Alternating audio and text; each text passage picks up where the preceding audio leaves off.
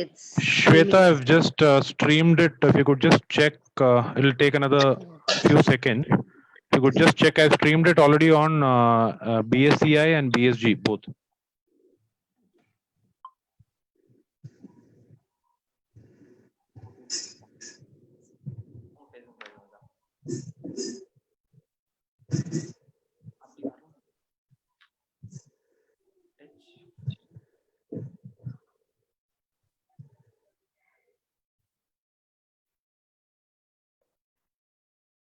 Yeah, it is.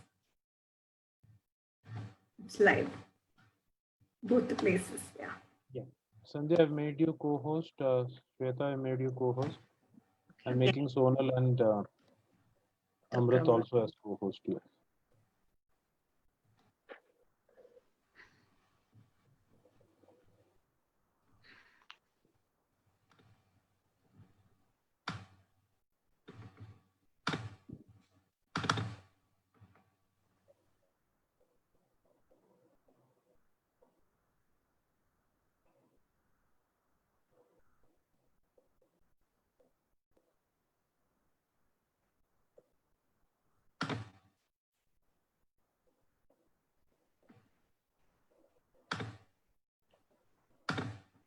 Are you on the network?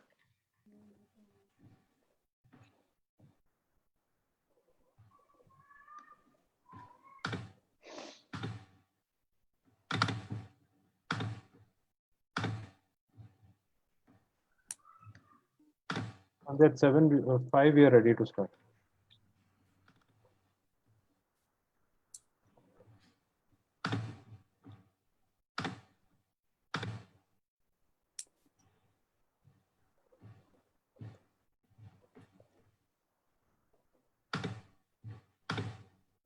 Okay.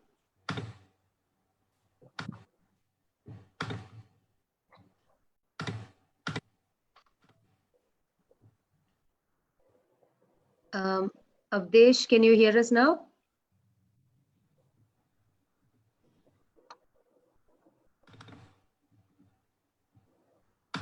That's probably because the audio is not connected. Sanjay, it should be okay now. Okay. Okay. Okay. It's asked in the chat box. Yeah. Okay. So, so are we good to start, Sandhya, Shweta? Yes. Okay. So, good evening, all. My name is Manoj, along with Sandhya, Vishwan, and Shweta Sharan. We welcome you to the seminar on NEP, one of the most discussed topic over the last 1 week. So, Bangalore Schools is initiative that was formed around 8 years back by Shweta Sharan. As a Facebook community trying to help parents help each other. The initial purpose was to help each other identify schools, identify more educational philosophies, etc. Over the last 8 years, we have grown up to be a community of almost 49,000 parents and educators. From there was born the new concept, what we call as the Bengaluru Schools Education Initiatives, and what is formally called as BSEI. BSEI is a platform. It's an online platform and an offline platform as well, where we try to bring in the 5 pillars of education together. The 5 pillars we believe are schools, educators, uh, parents, students, and various service providers who all come together, and that's what BSEI stands for. In January, we conducted our first ever education expo, which was attended by close to 2,000 plus parents, students, educators, all. We had more than 20, 25 schools participating in that. We also had a lot of service providers who participated.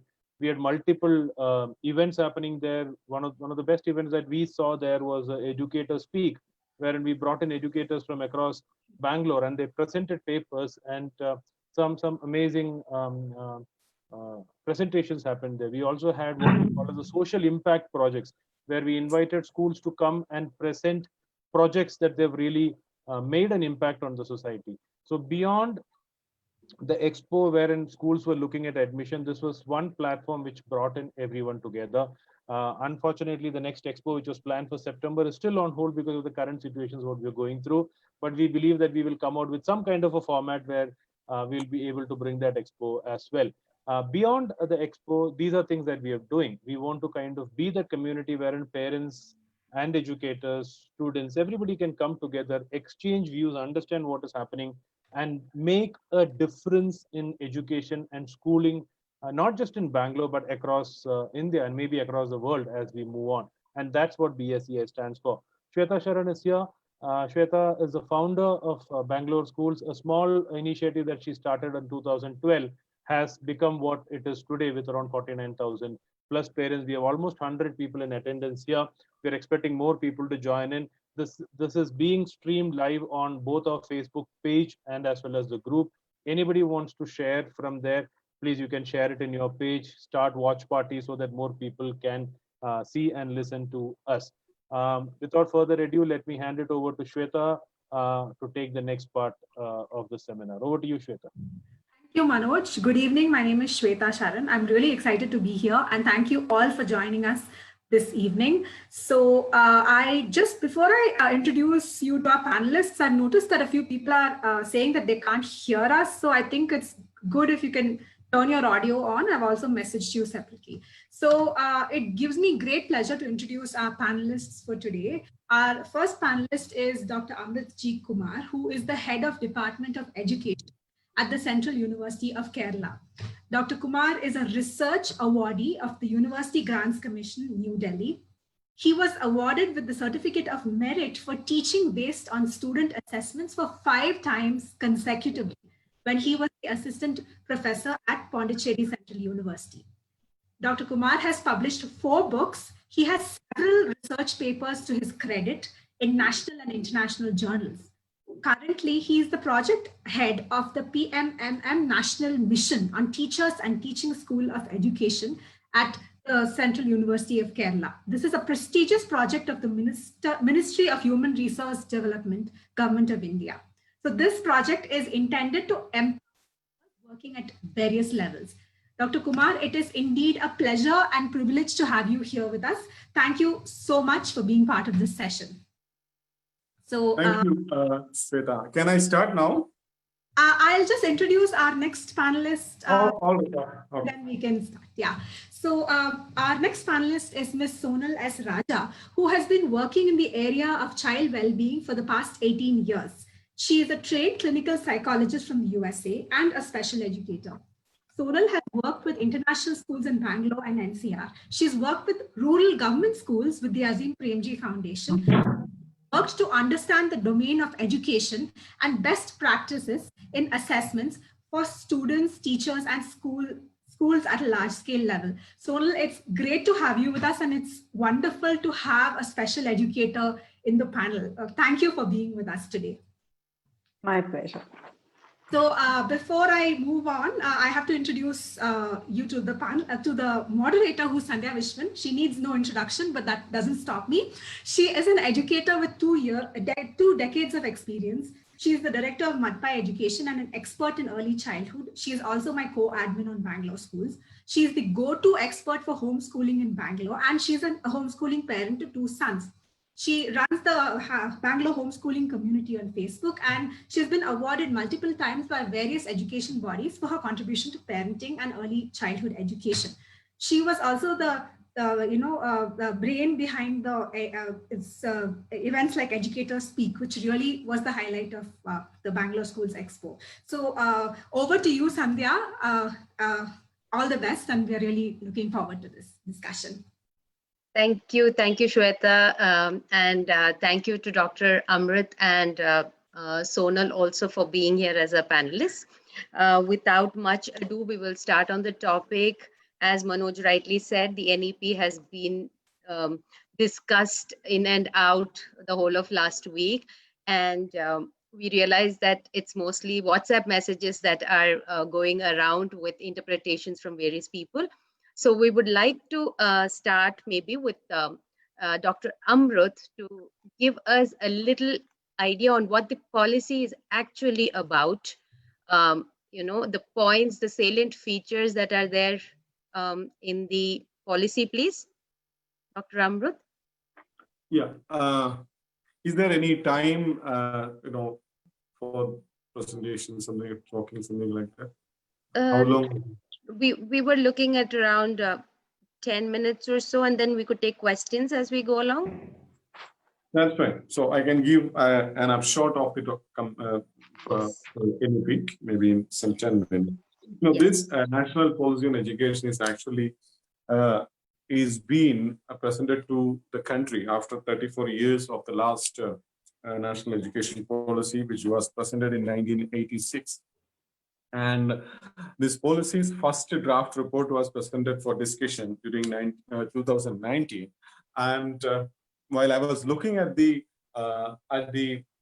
final national education policy after the approval of the cabinet, what I could see is that the first draft policy was consisting of 474 pages, around nearly 500 pages. And now this has been reduced to less than 70 pages.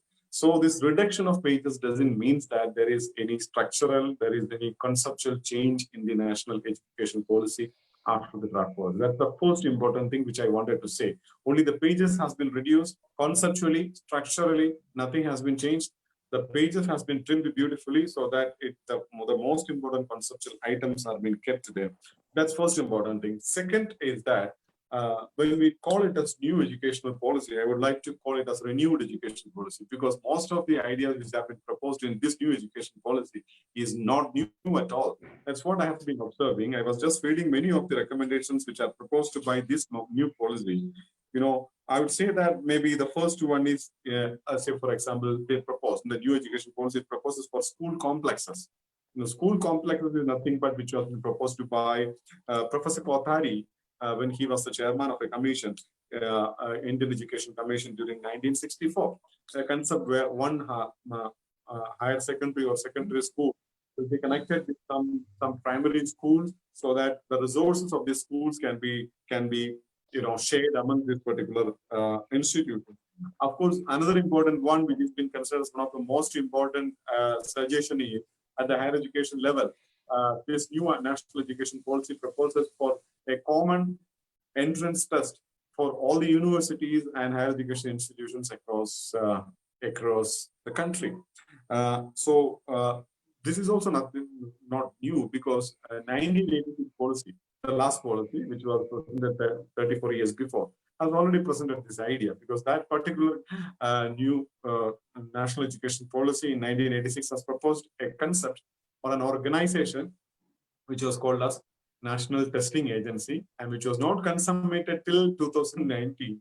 So no, it was started in 2018. So 1986 it was proposed, but it was started in 2018. So it is this particular National Testing Agency which was proposed by the 1986 policy to conduct common entrance examinations at various levels. So again, that same kind of suggestion has been presented, and here I could see a very sharp contradiction of the contradiction which is existing within this new national education policy, because this national education policy proposes autonomy of all the institutions, a kind of a graded autonomy where there will be 3 levels of grade: first grade, second grade, and third grade, where first grade institutions will be treated almost on par with colleges will be treated almost on par with universities, given the privileges that they can even start a new campus. Say, for example, a college, if it is being counted under this grade 1 autonomy in Bangalore, they could start a campus in Dharwad or maybe Cochin or wherever they want. That's a provision for grade 1 autonomy. They can start a campus anywhere within the jurisdiction. That word is very important. And second, grade 2, they can conduct all kind of courses, start new courses, appoint teachers, everything can be done. Any number of students, anything can be done. Third, again, the third grade also is an autonomy, but they also are autonomous, but not up to the level of the first and second. The contradiction is that if there is a national common entrance test and every institution is autonomous, what is the role of a national entrance test? Because if every institution is autonomous, and then, am I audible? Yes, yes. All right, okay. So if every institution is autonomous and they have the freedom to select students of their own, then what's the role of a national common entrance test? That's what an important contradiction which I was noticing. And yes, there another important one is autonomy given to the institutions, autonomy. And this autonomy is actually also again a great idea which was proposed to by agencies like National Knowledge Commission during 2005, 2004, by Sam Pitroda, and a couple of agencies, couple of reports which have been submitted to UGC during 2010 or so, have already, Yashpal Committee report, including all have supported or advocated for autonomy extensively in the educational institutions. And at school level, we can see that this vocationalization of secondary education, has been recommended very strongly, for which they have recommended for bagless days, 10 days bagless days, and something of very innovative idea. And again, I would say that 1954, a commission which was formed under the famous Mudaliar, as a Lakshman Swamy Mudaliar, again, as the core of gist of the whole report was that secondary education should be vocationalized, Mudaliar Commission. So that's what I would like to call it, as many of the ideas which are included in this particular policy is just a repetition of, or maybe a renewal of whatever we have already seen in previous 5 or 6 decades in the independent India. This is one important thing I wanted to notice. I wanted to bring to your kind attention. And Indian higher education system is quite diverse, diverse in its nature, because the way the school system is managed in Kerala is different from the way school system is managed in Bangalore, Karnataka, Tamil Nadu, and different institutions. So while we are trying to apply a common policy across the states, I'm sure that's going to create a lot of problems. I can suggest one important example. This particular policy suggests that the teachers at the preparatory level, that means starting from 3 years to 6 years, should be appointed in school complexes, not to the schools. So school complex is a concept where 5 to 6 or maybe maximum to 10 schools will be there. And these schools will get an appointment of a teacher. See, take the case of Kerala. I'm sure that it's there in Karnataka as well. Schools are being under different managements, aided managements and different kinds of managements. So management has the power to appoint the teachers. So when a management wanted to appoint a teacher to their institution, we know all the story behind it across India. And then will a management be ready to appoint a teacher under complex? Then complex will become the authority to appoint the teachers. How will this management respond to this? Respond to this is an important question, because the direct payment agreement which has been made between the government and various management is an important issue. It's remaining as a big, kind of an obstruction in front of all of us. And what I would say is that vocationalization of higher secondary education. I was just looking at this particular suggestion. The policy suggests that by 2025, 50% of the school students will be vocationally educated school students. So I was just thinking why this is only 50%. Because if you are applying something at the school level, it should be 50%. Why not 25? Sorry, it should be 100%. Why not? You're not proposing 100% of vocationalization. Yes, there is a reason, because the committee understood the main reason for not proposing this unrealistic idea of 100%, mainly because the schools and the educational institutions which are working in metropolitan cities where this elite class has been educated will not be ready to send their children to the workshop of a carpenter. And they will not be ready to send their children to the workshop of an automobile workshop. So that's the major kind of skill, vocational skills, which have been suggested in the. They have very specific examples of this kind of vocational training given in the report. So 50% is very practical, because they know that there will be strong opposition from the part of elite class society to send their children to automobile workshop, and then markets, and then fish markets, and then different maybe to carpenter workshop of a carpenter and something of that sort. So it's been limited to 50%. In that way, what I would see is that this new national policy in education. Another important observation I would like to make, a very general and broad observation, is that this new national education policy is institutionalizing the informal education. or a non-formal education. Institutionalization of the non-formal education is what we are seeing. So, for example, take the case of children from pre-primary level. We can see that the education of the children from pre-primary onwards has become mandatory. Now that's become compulsory, part of compulsory education. When children from 3 years onwards are being taken to the school, what this policy proposes is that we need not have to give them any kind of formal education.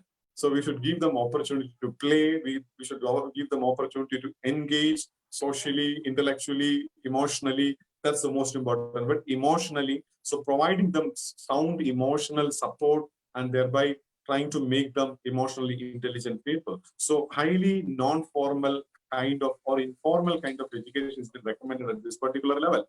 And when you talk about training the teachers at pre-primary level, we know that in many of the states in India, especially when we take the case of Bimaru states, Bihar, Madhya Pradesh, Orissa, Rajasthan, and different kind of states.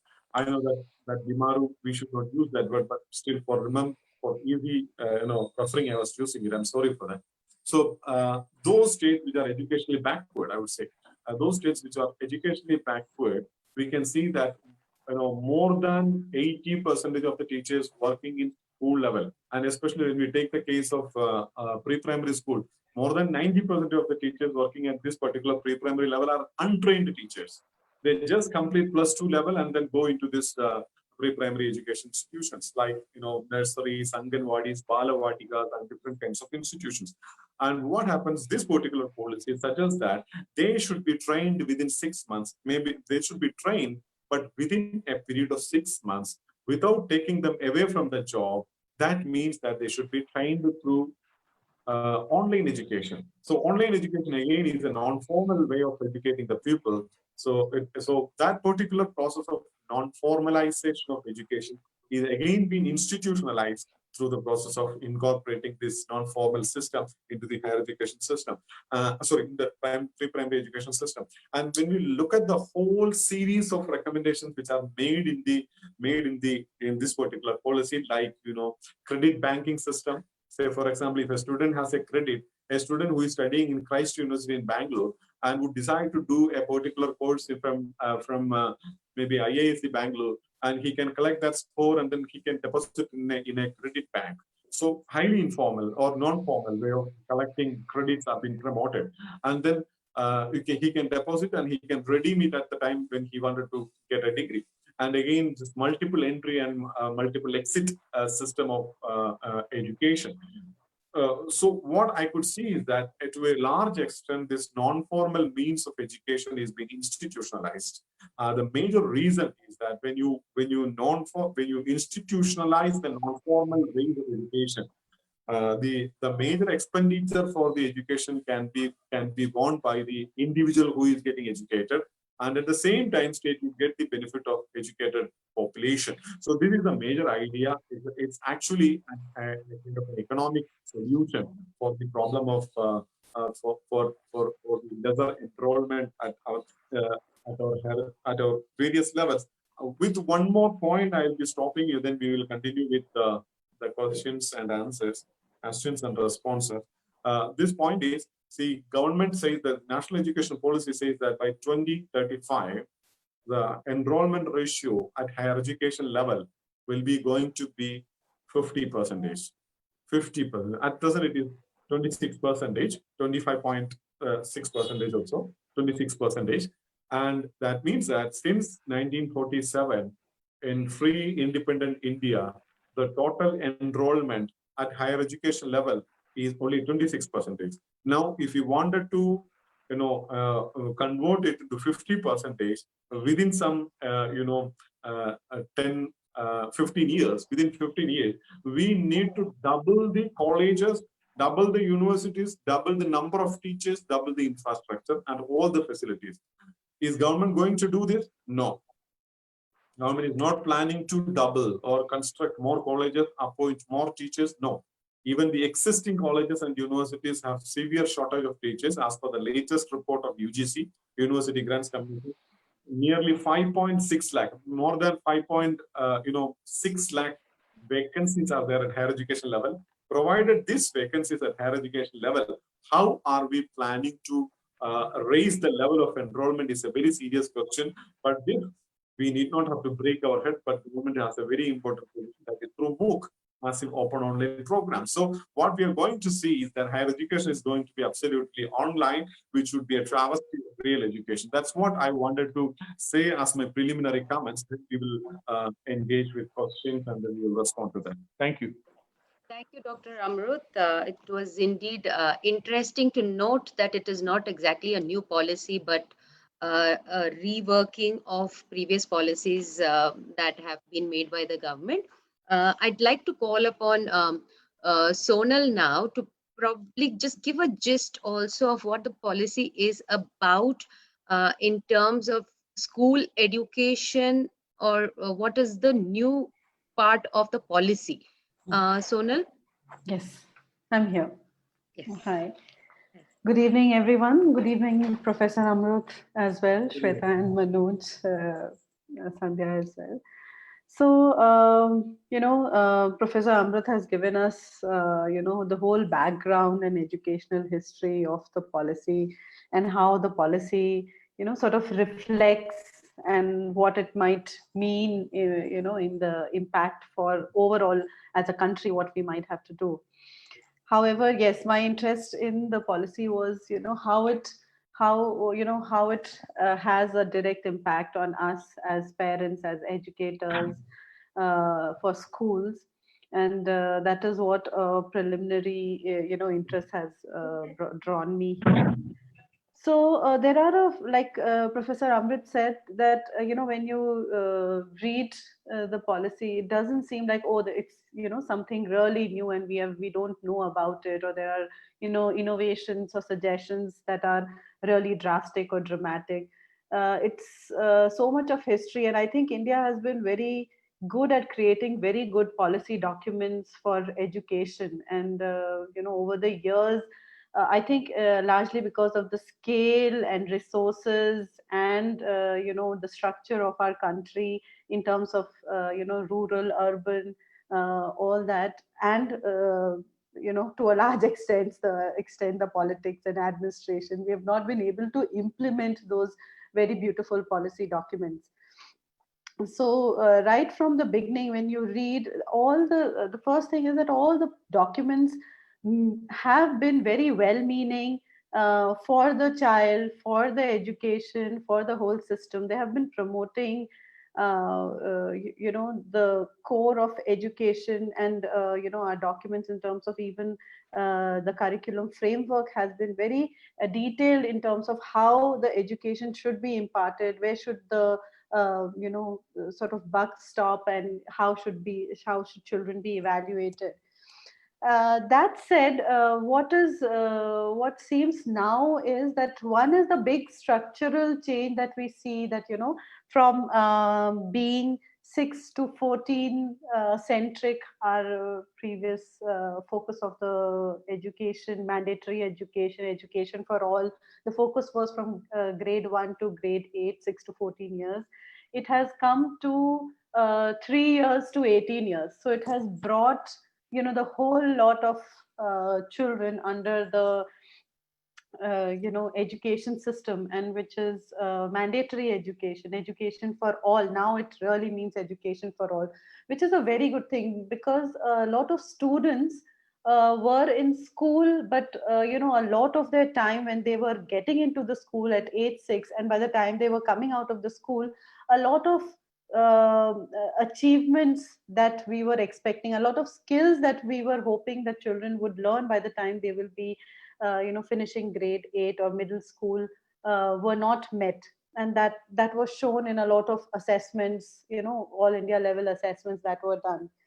So now what I see is that the first thing of bringing the ECCE under this banner, under this umbrella, is a wonderful thing, because before this, they were all different, and ECCE also proposes that all the ministries are working together now, because otherwise Anganwadis and early education was under Ministry of Women and Child, and this was under Ministry of HRD. And a lot of times our little ones were falling through cracks, literally, because this was happening more at a nutritional, physical health level, measuring their weight and height and giving them food, versus an untrained or semi-trained people working with Anganwadis, to now bringing a structure for them to be able to initiate it into a little educational activity. And they also have a very nicely put out that it should not be just the physical development, there should be cognitive development, there should be emotional development, there should be social development. So that is also one thing that I was when working with schools, finding out that students, especially students where we said students from like it says SEDG, underprivileged background, who were from that whole the area of students who were availing right to education facilities, they were not meeting. Even if they were coming into a private school, they were not able to merge and come to the mainstream, because they did not have that previous exposure of 3 to 6 years, what other children who come to a private school get, in a preschool, in a play school, the basic understanding of social skills, or early learning skills, or pre-learning skills. So so it was always a struggle to merge them with the rest of the group. So if this is sort of looked at from the pre-educational skill development perspective, instead of just taking care of the physical health, the ECC is, I think, a big achievement and focus for me, which will help. Also from a clinical psychology perspective, I know how much of development, brain development, physical development happens before child reaches 3 years, before child reaches 7 years. And if the child is not getting that stimulation and that inputs from adults around, a child definitely loses out. And then 1 year of losing out takes 3-4 years of catching up, which, if we can in a way bring it together now, will be a big achievement. So that is one Sonal, okay, Sonal, Sure. just a question. Would Yes. you be able to, because there was also a question, Yes. now that age 3 onwards, it has been included into the education group Yes. that we speak about. Yes. Would you be able to quickly touch upon the 5+3+3+4 pattern, or should I just tell the framework as such? There was a question on that. Yes. Or would you like to touch upon it and probably just explain quickly, if that's possible? Or I can touch on the framework and then you can explain. You can go ahead, Sandhya, Okay. and then Okay, so Chaitali's question was the 5+3+3+4. So that means that it would be divided into 4 groups: foundational, preparatory, middle, and secondary. Now, foundational is also divided into 3 parts: 3 to 6 years, which is what we usually know as the pre-primary, and grades 1 and 2, that is 6 years to 8 years old. So these are 2. In this also, the policy states that grade 1, there would be a 3-month period where the children would have to go through this prep session, just to ensure, as Sonal just said, that their skills are on par for a formal education to start in grade 1. The 3 to 6 years is supposed to focus on the skill sets, building up, though it does say numeracy and literacy, these are pre-reading and pre-writing skills, so that they are ready for school. Grade 1 is where formal education would start in the foundational. So that is the 5 years. Preparatory is from grades 3 to 5, which is 8 years to 11 years old. Middle school would be classes 6 to 8, ages 11 to 14. And the secondary would be class 9 to 12 together, and that is from ages 14 to 18. Okay, so Chaitali, I hope that answers the 5+3+3+4. Sonal, if you could just also quickly touch on, if you are aware, on what each stage mainly focuses on, so that parents are aware. Yes. So again, speaking from the child development perspective, like we said that ages, 6 till 6 years, it is a phase of basically, the gross motor and fine motor developments, understanding language, understanding, instruction, readiness to receive instruction from a stranger, being able to socialize and stuff like that.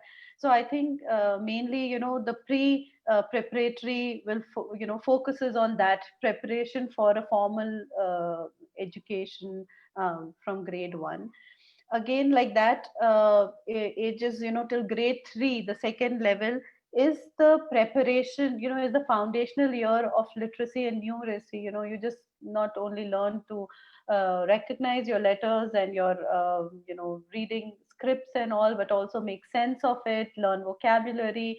Likewise, in math, you learn numbers, you understand how you can group, regroup, add, multiply them, and then just understand the world around you. Understand what is the geography that you are in, what is the the other sort of very basic seasons around you and stuff like that. So those are the skills that are foundational, and it is not so much of information, but it's a foundational skill to learn information in the next level of learning, which is the next 3 levels, 5, 6, and 7. This is also cognitively the stage which moves from concrete learning to a little moving from semi-concrete learning. So children can understand, instead of saying there were 3 groups and 4 groups, you can say there was children start learning to understand in semi, the numbers become they understand fractions and decimals and stuff like that. Language becomes a little more nuanced in terms of structure, grammar, and stuff like that. The next level of 6 to 8 is where the abstract thinking development, and that's why the subjects are introduced of physics, chemistry, algebra, all that. So that's why the group is like that. And then comes your formal or the secondary level of education, where children have the basic ability, foundational understanding of many subjects, and then they are able to stream or understand what all they want to learn, and giving them exposure into different things. So those are the ways, and technically that is how also the education should be, because first you build skills, and then you allow children to make choices or give them exposure before you sort of box them into PCM or PCMB or humanities and arts.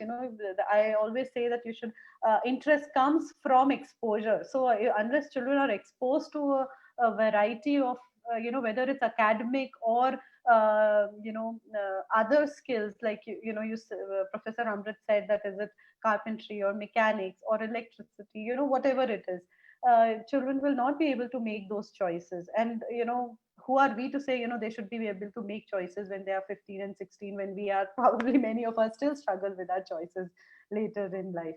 So that is the way we want also at development wise also, and I think it matches nicely with the new plan structure proposed.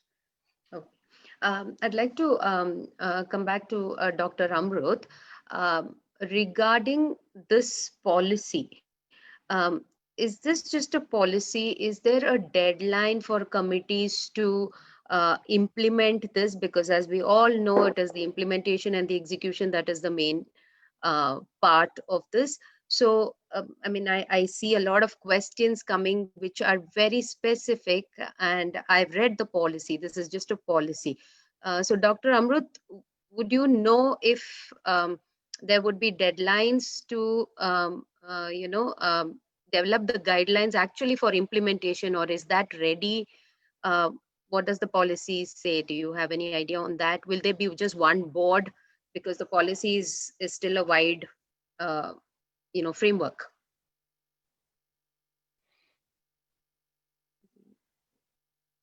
Sir, unmute. Sorry. Yes, sir. Straight away to the answer. The policy has said that it will be implemented in 10 years of time. And then going back to the previous policies, we can see that 1986 policy was there. And the 1986 policies plan of action was formed in 1992. So we can see that 1986 to 1992 is almost 6 or 7 years of period of time. And then looking at this particular policy, National Policy on Education, 2020, we can see that a large number of new agencies have been proposed. Take the case of pre-primary education. I understand that this group is especially interested in education. Yes.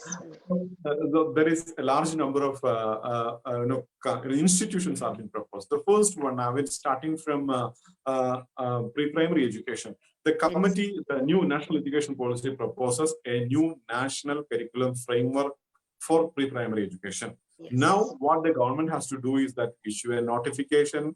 After notifying, committee members has to be appointed, and then the terms of reference has to be done. A period of preparation of the report has to be granted to them, and then it has to be submitted for discussion, debate, and then consultation, revision, and final submission. It will take minimum. If we start the process by this year itself, it will take minimum 2 to 3 years for completion. So similarly, when we look at the school education level, we can see that the policy needs any kind of policy. Whatever be the policies, any kind of policies, if those policies are suggesting a structural change in a particular system, and that structural change need to be implemented through a list of new organizations and agencies. The existing organizations and agencies will not be able to implement it. That's why these organizations and agencies have been proposed. Installation or starting of these new agencies and organizations, like this new National Curriculum Framework for pre-primary education, yet another one for National Curriculum Framework for school education, and then National Textbook Agency. This is another organization, yes. and then different agencies have been proposed. Minimum at school level itself, if my memory goes correct, 2 National Curriculum Framework, no, 3 National Curriculum Framework. The third one is National Curriculum Framework for vocational education. So 3 National Framework has to be prepared at school level, and agencies like textbook agency has to be conducted, and translation of textbooks into local languages is another important agency, and then one digital repository agency has to be initiated. These are all agencies which has to be started, and then all agencies, if they wanted to start, they need an act, they need a statute, they need an ordinance, they need to be appointed with staff, or the existing staff has to be deputed, new director has to be appointed. 10 years is not a long time for implementing a structurally changing policy. So in that way, the apprehensions of the parents is not warranted at this particular point of time, because by the time your children will be educated and will be crossing 10th, most of the policy implementation will be implemented. It is not with immediate effect. So it is not the next academic year that all this is going to happen, or immediately with this. Okay, so on that note, I just wanted a quick the early childhood planning and implementation of early childhood and childcare comes under various ministries in this policy.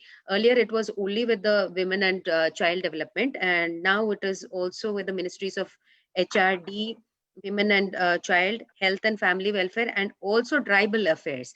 When we're considering the whole policy, education policy under one different ministry, and only the ECC under one or under these many, will there be any, do you think there would be any implications? Where would the connect come with the education part? That's a very important question, because when this particular pre-primary education system, this National Policy on Education has taken pre-primary education as a very important area, mainly because I would say that the major dropout rates, the reason for the dropout rates in higher education level, secondary level, as per the last report, I think it was around some 60% of the children are getting dropped out when they are reaching secondary level.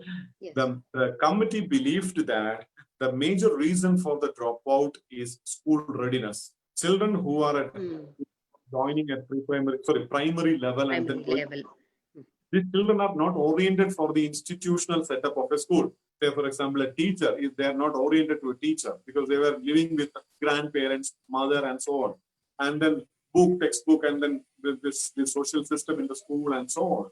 So children should be made ready for the schooling. So that's why the government has taken this pre-primary as an important section. And the question, interesting to the question, because now this has been distributed among 4 ministries, because the attention of these 4 ministries are needed in this particular area, so that what government will be doing is that under these 4 ministries, there will be a new coordination committee. That's what I said, a new agency has to come up. A new coordination committee will come up, and that is a separate, absolutely a separate standalone organization, which is connected to all With the this, organizations at the same time as statutory organization. It will be reported to the ministers, but at the same time a statutory organization. And it will be working in such a way that if it is a matter of a tribal sector, the file will go to the tribal ministry for the final approval. And if it is related to child and welfare ministry, maybe go to that particular area in that way. So it's going to be under a separate coordination committee, or a separate agency will emerge for coordinating all this. Okay, thank you. That kind of answers. And also one more point that was there in the early childcare in the policy part is that these are guidelines not only for Anganwadis, preschools, Balvatikas, it is also for parents. It is clearly mentioned. So I am assuming that also means that a child does not necessarily have to go to preschool or a Anganwadi. That option is left to the parent. However, the parent needs to ensure that this readiness for school is there. Despite that, they will also have a 3-month preparatory period for grade 1 to make sure that all these children are ready for grade 1 proper. The books will start only at that stage, is what I understood from the policy. Now, there was another question which has been a very hot favorite in our group, which started out as soon as the NEP came into effect. I'd like Sonal just to clarify on that. There was a point in the policy that said the subjects had to be imparted in the mother tongue or the local language. Would you be able to throw light on that? There are many factors that come into effect. I have read the policy, but Sonal, if you could just throw some light on that. I know it would be, a topic of concern for many, but like we understand that the policy is not for, the Bangalore schools or for urban schools, and it has an implication all over India, reaching, northeastern to, the Andamans, in the south, and so there is so much of diversity that we continue to talk about. And for children, it's also talks about 3 language, bilingual books and all. So language becomes a really important factor in education. Rather, we say thought and language, again, talking developmentally, thought and language go hand in hand. The thought of an individual develops, almost at the same level, or language is the medium for that. So when we say that, if we sort of snatch the medium of the child, in which the child is used to thinking, that's sort of, hitting the thinking ability or the cognitive ability of the child. So as much as we know that, even in our urban schools where children come from their different backgrounds, and they come to an English medium school, they are able to pick up language. But we know that the best of English medium schools and international schools, private schools, also have teachers and co-teachers, or at least an ayah who speak 4 Dravidian languages. We have seen and Hindi and English. So the children come to the Mont school or the prep play school, they are spoken to in their native language, so that it is easier for them to understand what the teacher is saying, because that's the comfort of the child. And that is also because the parents want the child to pick up English as a medium of learning. Having said that, we all the thing is that English is just a medium. It's a language. It's it is it's a language. It's not the medium, right? So it is not. We want the child to learn and not get stuck with what the child is not able to learn. A lot of times as a special educator, I get referred children whose mother tongue, who are not comfortable with English as a language, and they are referred as children with special needs because they are not able to converse, speak, understand, read, write the language of instruction. And that is because, and that's when we say, the definition of learning disability is that unless the child has been given enough exposure, the child is not from a background where the medium of instruction is different from the child's mother tongue, all those conditions should be met before the children are labeled as having learning difficulties. So when we talk about language medium of instruction, I don't think they mean that medium of instruction should be Kannada for Bangalore and Odia for Odisha. It means, I think, the comfort of the child. We should not force, in a rural area, for the teacher to learn a new language to be able to teach children, in a different medium. I think that is the spirit of what it says, and it is not. It's again talking about being able to leverage the child's learning of and comfort in their indigenous language, in the language of home, which will help them to learn better instead of marginalizing them by using a different language which they are not comfortable with. So that is, I think, the spirit. And I, as much as I feel that it will not be that you should only teach till grade 5 or grade 3 in Kannada or any other local language, it is just when there is a need, where English is not their mother tongue, where resources in English are not available, there it is best to teach the child in their preferred language, or the language that the child learns best. So the vocabulary and richness of the language comes from the comfort and not from a burden of learning a new language. Dr. Amrit, would you like to add something to that? Because when it is a matter of language, and that too, an organization which is discussing this particular issue from a metropolitan city, I would say that a metropolitan city has been constituted not by the native people, but by people from across the country. Bangalore has a floating population from all sections, from all parts of India. Take the case of the recommendation of this particular policy, which says that wherever possible, the local language / mother tongue / regional language / home language should be the medium of instruction. This is quite interesting because mother tongue often need not be the local language or the regional language. For example, if I am at Bangalore, I am settled at Bangalore, and my mother tongue is Malayalam.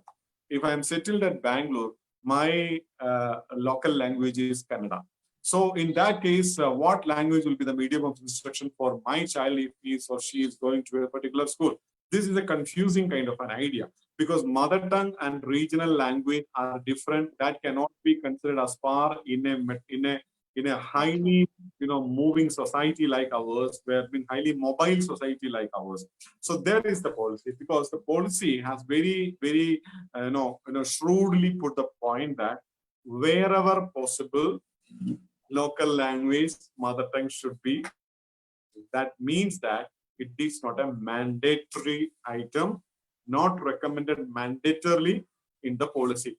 Then I would say that this is something which every policy has to repeat time and again. Suppose if there is a new policy on school education, if that policy is not including that the medium of instruction should be in local language or mother tongue, that policy will be treated as something, kind of an inferior, because Gandhi's idea of educating through local language or the mother tongue is there as a predominant influence upon the language policy in India.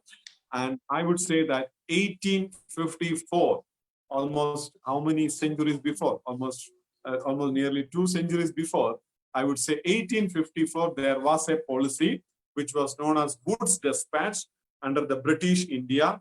Of course, British India was not there. It was British East India Company at that particular point of time. 1857, British India has come up. In 1854, Wood's Dispatch, a commission which was headed by Charles Wood, has recommended this policy. Education should be in local language. So nothing is going to change. Language will be, or the medium of instruction will be that which is preferred by the local area. Nothing is, you can meet in English as well. Okay. That's why the word wherever possible is used. Possible is there, yes. So I think it is to avoid depriving anyone of education due to language being a constraint.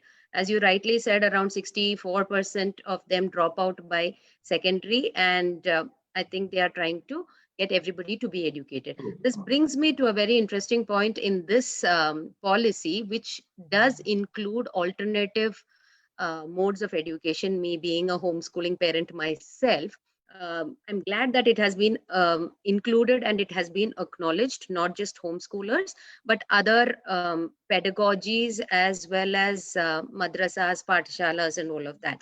Now, what I also but understand is a regulation coming into effect for this group, which many of us have moved out of the system due to the regulations. And if you're going to bring in regulations to the freedom of learning, how would the policy be impacting us as a group? What do you think, Sonal? Would you be able to just touch upon that, especially the part where numeracy and literacy, even in the early years, is focused on? Many of us don't believe in it, and our children are left to learn from around us through activities and fun things that we do at home. We are building up on skills, but it is not a very structured or focused way of doing it. And I'm sure alternative spaces also follow the same. So Sonal, could you just let us know how this might, the policy and regulations might impact a group such as ours? See, Sandhya, did you mean that regulation in terms of 358, that structure? Are you asking that how will that impact the guidelines tend to include us to at least reach those goals or the learning outcomes. Right. It also mentions that to avoid this group being marginalized, the restrictions on the schools would be lowered or reduced. Now, the policy just mentions that. I'm not very sure what restrictions. However, it is also understood that this 5+3+3, each group has a goal at the end or outcomes at the end. At one level, it is skill sets. At another set, it is numeracy and literacy, the second one. And after that is where the subjects come into the picture, subject teachers and a multidisciplinary approach, all of that. Now, are we also expected to follow into that in case one of our children want to go back to the schooling system at a later stage? We understand it's a free and we love the framework. However, we all follow it at different levels. So it's still regulation for us. When you say by this age, this should be done and this. So, right. So, when in that sense, when we are saying that if any parent or homeschooler or homeschooling student wants to get back to schooling or whichever level, whether it's 3, 5, 3, 4, it's about being able to come back to that situation. So it's not about what you actually do, but it's about if you want to bring your child back into the system where it is required that you should be able to do at least meet those kind of those skills, where the entry point is, where the next entry point is, or where you want your child to come back, those should be met. So the thing is that the school, they are saying that is not now limited to doing only academic and assessment, right? They are saying that it has to be holistic, it has to be developing a lot of other skills and building preventive health and emotional well-being and stuff like that. So when we talk about that, then the onus is on parents to do all that, and we go back to school the school system for that academic bit, if we go back, or if we go to, what they have mentioned as NIOS or SIOS, boards for that academic bit, and the rest of it, that's why if it is laid over there, I think a lot of onus and responsibility will come on the homeschooling parents, because then they, what they are doing in terms of academics and what the school is doing in terms of academic, and what they said, there is no demarcation between extracurricular and co-curricular. So if you are wanting to do all that, the exam or the academic bit is only what you are going back to school for, the whatever the completion level exam will be. So I don't think, personally, I don't think it's a restriction, because finally it's still a choice that you will be making to go back to that system.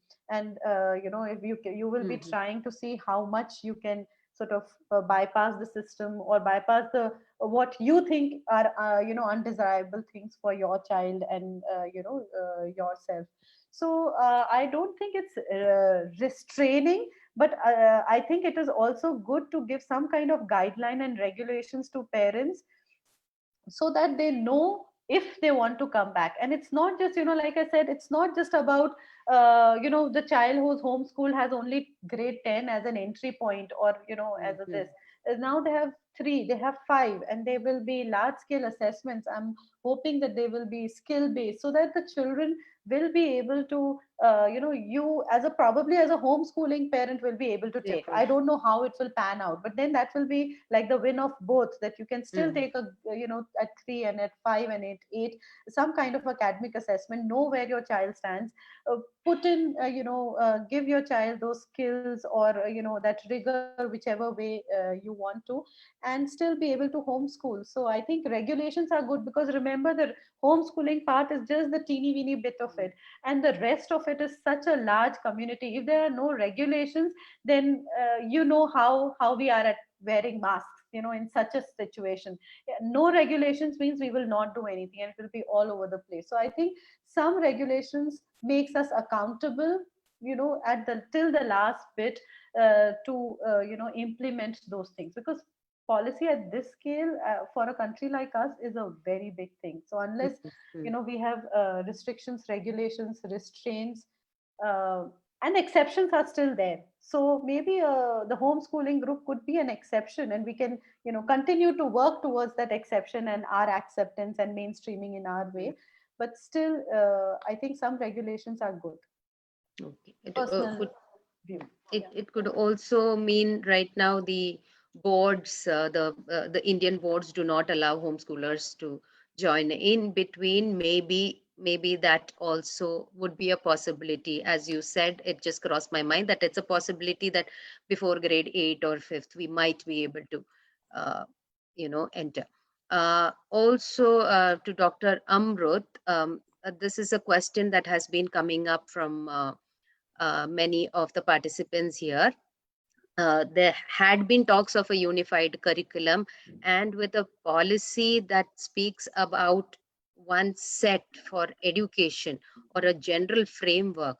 Do you think or are there talks about a curriculum that is common, or do all these boards that we already have, including the international boards that are available or offered in India, would they have to align to these policy? I understand that the committees are yet to be formed. Yet, when it does, do all of them have to align to this policy framework that is being set? Dr. Amrut? Status quo will be maintained. No board will be merged together to form a single board. Different boards will remain intact. And the most important thing is that the government has the new national education policy has proposed for a new national curriculum framework. The word framework is very important. Framework doesn't mean that there is a rigid curriculum which is going to be imposed on the people. And based on this 2005 National Curriculum Framework, there was another National Curriculum Framework in 2005. It gives only a broad framework of how a curriculum should be designed and planned. And when it is being proposed by central government or maybe NCERT, National Council for Education Research and Training, will be strictly followed by CBSE institutions, Central Board of Secondary Education, and all those institutions. When we take the case of the school-supported government institutions of the school boards or the state government school boards, they will have the freedom to make a selection of maybe designing a syllabus of their own, broadly within the framework which has been proposed by this particular national curriculum framework. And still there is a lot of leeway from the part of state governments to form their own state curriculum framework as well. So it happens in such a way that when a national curriculum framework is proposed, state governments, if they wanted to have little more freedom and then choices, they make a framework of their own. So following the lines and principles of national curriculum framework, a state curriculum framework will evolve or will be developed. Based on the state curriculum framework, state will design the syllabus. So in that way, it's not going to be a common curriculum for everyone. So there are opportunity, there are enough option for diversity. When we talk about the case of pre-primary education itself, it says that the local resources should be used, improvised resources should be used at the pre-primary level, and the teachers who are appointed in this pre-primary section should be known to the local language, should be known to the local tales, local poems, local stories, and all these kind of things. So local contextualization is very important. This policy has acknowledged it. So it's not going to be a common curriculum for everyone. Different boards will remain intact. The status quo will be maintained. But the point is that, over the 2005 National Curriculum Framework, a new National Curriculum Framework will come in, based on which state governments will develop different new national state curriculum framework. With this, with the previous question that you were asking to Dr. Sonal, about the impact of this particular foundational literacy and numeracy on the homeschooling parents and homeschooling children, I would say that to a great extent, government is viewing this foundational literacy and foundational numeracy as something, a kind of a benchmark that the children belonging to a particular age should achieve. Why? Because government has taken it very seriously, mainly because this national policy on education has recommended for an organization or a statutory agency, a national agency for foundational literacy and numeracy. That means that similar to the line of National Council for Education Research and Training, a national foundation for National Council for or a national organization, the nomenclature has to come up based on the Act and Statute. National Organization for Foundational Literacy and Numeracy will come up. So I was wondering what is the need of a national organization for numeracy and foundational literacy, because this is a job of a school. School has to do that. Still, for monitoring this, why do we need a national agency is an important question. So that will become clear when this Act and Statute of this particular organization is prepared. So as per the new national education policy, they seem that children of this preparatory age, that means up to 3rd standard, by the end of 3rd standard, children should attain this numeracy, foundational numeracy and literacy. So it is just to build the foundation for future learning. The focus is on learning and not the subjects or the content. Content would have to be reduced, and the focus is on skill building. And for that, they believe the policy is trying to build on the foundation. The general basis, I mean, as educators, we all know and we've always believed that the foundation for any good learning is the ability to read, write, comprehend, and basic arithmetic skills. From there, anything can be taken forward. The policy has done their research, and they understand a lot of these children drop out after 5th grade, around 50 something %, and then by secondary school around 60+ have dropped out, and by high school beyond that, when it comes to university, even a higher percentage has dropped out because the foundation is not set. And that is why the building foundation, the building blocks are literacy and numeracy, and that is what they're trying to work on. And then other subjects of choice at a later stage, it is easy to pick up, and that is where the freedom of the education is proposed as of now. I'd like to use the word proposed because we still have not got guidelines on how it is going to be implemented. And as Dr. Amrut was telling us, each state government will fix their own framework based on the guidelines of the NEP that is given. Now, that also how long it will take, and each state might also do it at a different time frame, is what I understand. The government has kept up a deadline, but we are not yet sure of that. And as also Dr. Amrut and Sonal were saying, the boards might not change. They just have to align to this policy and the framework that the NCFE, the new committee that is being formed, which will be again revisited and checked on every 5 to 10 years, is what the policy says. Okay, we are running out of time. I think the major concerns of the policy have been addressed. We will still have more questions, I am sure. You can post your questions also on Bangalore schools. We can reach out to Dr. Amrut and Sonal. And since most of these questions are also relevant to Karnataka, this Saturday, we will be having another expert talking about the policy that is being framed for Karnataka. Okay. I think we do have some more time till 6:30. Okay, so we will be having another session on Saturday, which will be relevant to Karnataka. So some of you who have questions related to Bangalore or Karnataka, that will be addressed by our expert on Saturday. He was part of the policy making team, as well as the team that is creating the framework for Karnataka right now. Work is going on that. So it is possible. I did see a comment that said very soon, next month, is when it's going to be implemented in Karnataka. I'm not very sure on that. However, we will get clarity on it on Saturday.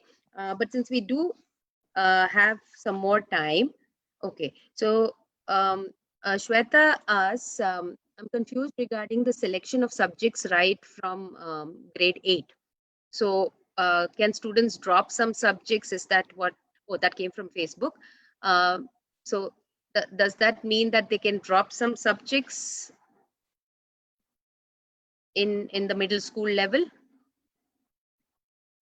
Yeah. If I'm not mistaken, I read through the policy. There are some basic subjects. There are certain subjects which are mandatory for everybody, which will be the building blocks of numeracy and literacy and other core skills. There's a whole list of them in the policy, from social, critical thinking, higher order thinking skills, all of that. These are mandatory. But as subjects, I think beyond the math and the language, I'm not even saying English because it depends on which place you are at. The subjects would be, there's no dropping, but there is an option for choosing the subjects that you want to take forward, is what I understand. Correct me if I am wrong. Dr. Amrut, would you like to take that? Yes, there is opportunity for selecting a new choice, but you cannot drop a course which is mandatory. That's what the policy says. Because that's what the policy says very tacitly, because it speaks about choices that a student can make. It doesn't speak about any choice of a student or a right of a student to reject or not to do any kind of courses. There are certain mandatory foundational courses at all levels. Certain courses, certain papers or maybe subjects which they have to go through. In addition to that, they will have choices. That too in a semester system. At secondary level, they have proposed a semester system. 4 semesters in secondary level, during secondary level.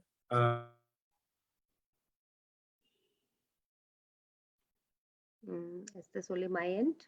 No, Um, I think. Okay. Okay, I No, think Amrita's got the network issue. Connectivity is network lost. issue. Okay.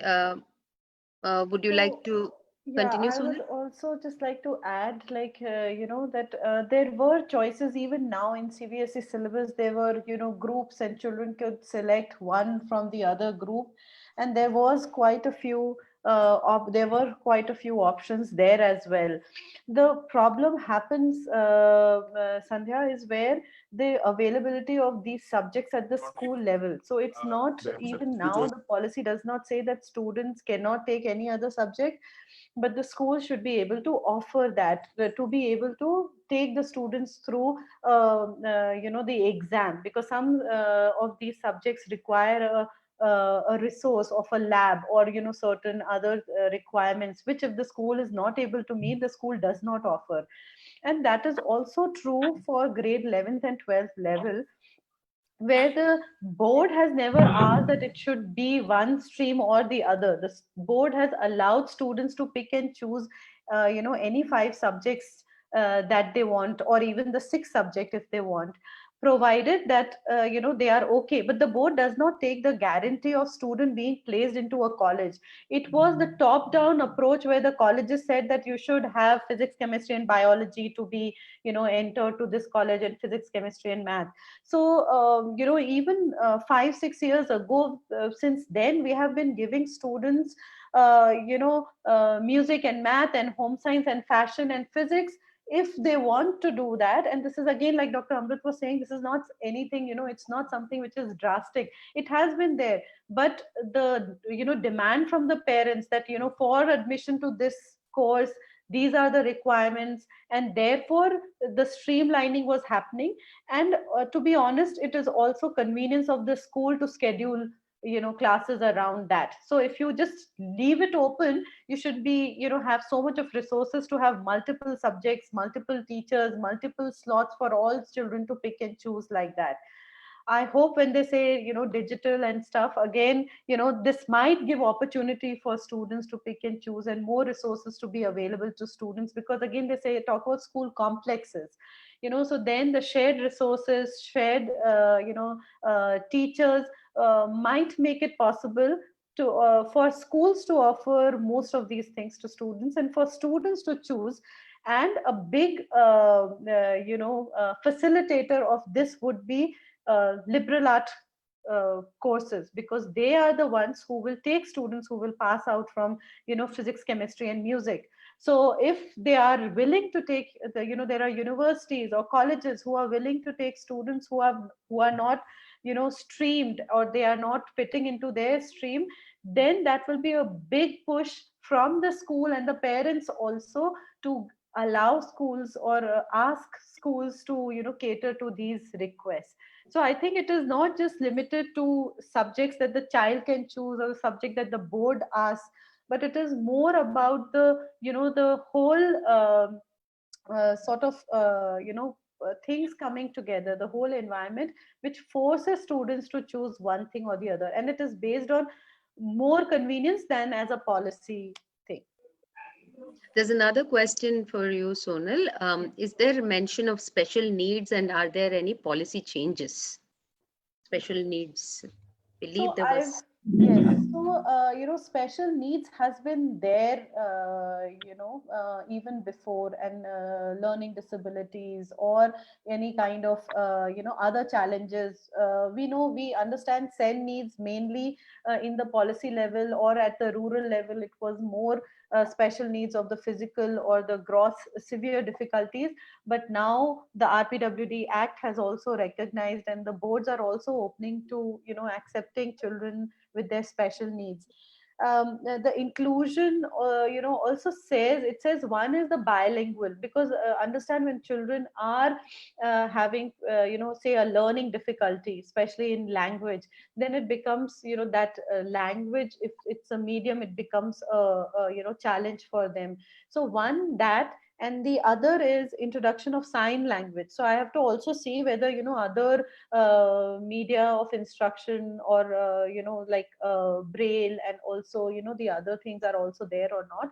But at this point in time, what I see, that there is mention where they talk about, I don't like personally that social economically disadvantaged groups, but there are a lot of things that are included over there, and a lot of groups that are included over there who might have special needs. And I have been a believer that special needs does not only mean academic special needs. It can be emotional special needs, it could be a social special need, it could be a situational special need. So and the boards, a lot of boards have been very accommodative of that. And the policy also seems to be bending towards accommodating, including children with special needs of various difficulties.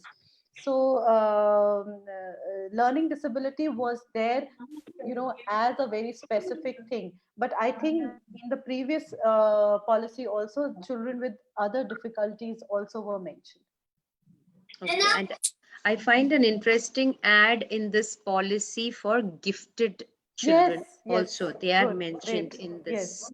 policy. So I'm glad the whole spectrum from, academic needs, or which are usually thought of as special needs, at the limitation or challenge edge, to the other end of giftedness, and mention of that in teacher training courses, equipping teachers to handle that, making things available, for resources available for that. That's a very good recognition. Thanks for bringing that up. But when I read the policy, I did feel it was, I'm not very sure if they understood giftedness as part of the spectrum. It seemed to me if a child is more, proficient in some other area than academics, the platform would be set, and they would be accommodated as well as encouraged to follow that at the school level and not really take it outside. This is what my understanding of the policy is, though, but it has been mentioned as giftedness. Yes. Dr. Amrut, is he back? Yes. Okay. Dr. Amrut, there has been a question on preschool curriculum. I understand there's a framework, there's a committee being formed by the NCERT for the National Curricular and Pedagogical Framework for Early Childhood Care and Education. Do you think there's going to be a curriculum that is going to be set, Dr. Amrut? No, it's only a framework of curriculum, which says that, the broad framework of this particular curriculum is already being given. It's already been given in the policy document, because it says that local resources should be used, local tales should be told to the children, local songs should be taught to the children, everything should be local. So for using these local resources is the major thrust of this particular framework. It's never going to be a curriculum, a very strict curriculum, but it's only just broad framework of curriculum that state government has further work on this particular area. State governments and local bodies, of course, has to design a curriculum of their own. It's not going to be a strict curriculum, because the government strictly said, this national education policy has strictly said that till the second standard, there should not be any textbooks at all. So if there is a textbook, there is again chances for this curriculum dilemmas. There is no question of textbook up to second standard. The only thing is that the student has to use the teachers has to use the local resources, and then there is nothing more than that. There is no curriculum at all. That's what I said. It's kind of non-formalization brought into the institution. Similar to the national curriculum framework that is at present, and the curriculum that a board or a school set has to just align to it. Similarly, they would be creating a framework of what skills are to be developed. And as you said, the preschools or Anganwadis are free to create their own curriculum, which aligns to these skill sets that are put up in the framework. Right, so there is no fixed curriculum. I would like to. I do not know how policy makers are thinking about it. I would like to suggest a very small suggestion on it. No, not an observation on it, because The policy has very clearly said that up to second standard, that means the foundational period, there should not be any kind of textbook, any kind of formal teaching or anything of that sort. The time should be used for playway method and then discovery, stories and all this kind of, it's very specifically said in the document. In another part of the national education policy, it says that all children up to the age of third standard, while they reach the third standard, they should have foundational literacy and numeracy. That means that within 1 year of, in between second year and third year, there will be a large taxing of foundational literacy and numeracy for the children. Or the government or the policy makers, or is it a kind of a gap, or is it kind of something that policy makers has missed, is something to be debated and discussed. Because if nothing is being taught to the children up to second standard, how do they reach, how do literacy by the age of third standard? That means that we have to teach the whole foundation literacy and numeracy at the third standard. This is about contradiction. So there are quite a few schools in Bangalore having different pedagogies, and they work towards a system. So the policy kind of already, there are schools here that do align. Even for that matter, I know Bagla's days were mentioned in the policy. I know a school in Bangalore that has already been doing it. It has been implemented long ago. So I believe that the curriculum or the framework should be fixed in such a way that the preparation starts during that foundation stage. That is by the 3 to 6, the expectation is there. It is not that in third grade, second to third grade is where you will start working on it. So pre-primary level or 3 to 6 years, there would be readiness. I mean, as an educator and as an early childhood educator, we do work on those skills. We don't teach probably reading, writing, but it still goes at the child's pace, and there are some children who are ready to read. At present, also the NCERT books, if you actually take the publications from the NCERT, formal reading, numbers, alphabets, which most of us in the cities do teach the little ones at pre-primary level, are started only in grade 1 as per the NCERT. And that is where this large gap, and the policy will have to be a framework. And at the same time, I do think that schools will still go ahead with very similar things what they are doing right now, and try to bring in the good things, hopefully.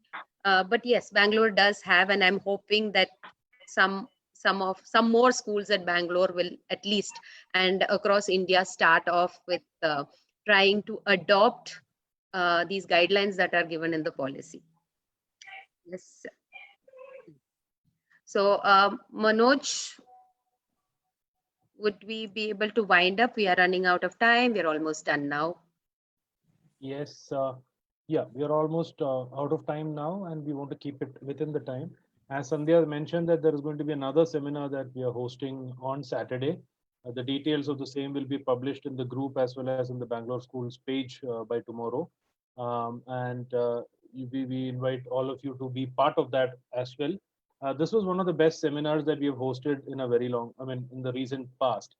We have almost had 200 plus participants attending the seminar, both through the Zoom event as well as in Facebook, where it is being streamed live. We still have almost 150 plus attending this during the closing hours also. This wouldn't have happened without Dr. Amrit and Sonal. Dr. Amrit, thank you so much for accepting our invite. We know it was a last minute invite that we shared with you, and you were gracious enough to accept that invite and join us to give us a lot of inputs, a lot of insights on the NEP, and a lot of questions have been answered. So thank you so much, Dr. Amrit, for being part of this. We are glad to have you in Bangalore Schools community, and we definitely look forward to seeing more of you here. Thank you, Sonal, so much. Sonal has been a good old friend of Bangalore Schools for quite some time. And when we discussed this, that's the first name Sandhya said, yes, I'm going to have Sonal on board for this seminar. And thank you so much for being part of the seminar. Though it is not an official event, but I think I need to thank Sandhya also for being the third panelist on the board, because a lot of questions she has also answered herself, and she is somebody who spends a lot of time in doing this. Thank you all. Thank you all the participants who have been here on a Sunday evening and being asking so many nice questions. I know all the questions have not been answered because we have shortage of time here. But what we will do is we'll take these questions onto the Facebook group, Bangalore Schools group, and we will try to answer it as much as possible. Some of these questions we will also take it today. Yeah. Thank you for somebody pointing me out that today is Tuesday. I mean, I'm on a Sunday mode today also. So sitting at home doesn't, you can't make out which day of the week it is today. So sorry. Yeah, Tuesday. On a working day and being here. Yeah, so I correct myself there. So thank you so much, and we look forward to seeing all of you on Saturday. Once again, thank you, Dr. Amrit, thank you, Sonal, Sandhya, Shweta, and all the participants for being here. And we look forward to seeing you on Saturday again. Thank you so much. Thank you, Manoj, Shweta, Thank you. and Sandhya, and thank you, Dr. Amrit. It was a pleasure, listening to you. I hope we can continue to meet and talk about, other things. I hope to listen to you more often. Yes, sure. We'll be in Okay, touch. thanks everyone. Thank you. Bye. Thank you. Thank you so much.